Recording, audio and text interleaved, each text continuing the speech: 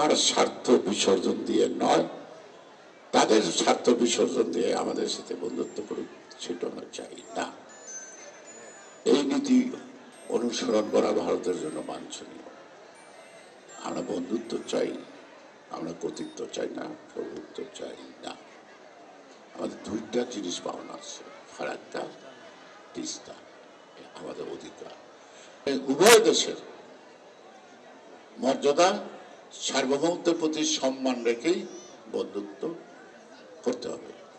তাইলে সেই বন্ধুত্ব টেকসই হবে, সেই বন্ধুত্ব হবে সকলের জন্য কল্যাণকর। সংস্কার হবে নির্বাচনের জন্য, সংস্কারের জন্য তো নির্বাচন না। প্রথম কোনটা? একটা অবাধ সুষ্ঠু নির্বাচন করার জন্য যতটুকু পরিবর্তন সংস্কার প্রয়োজন ততটুকু।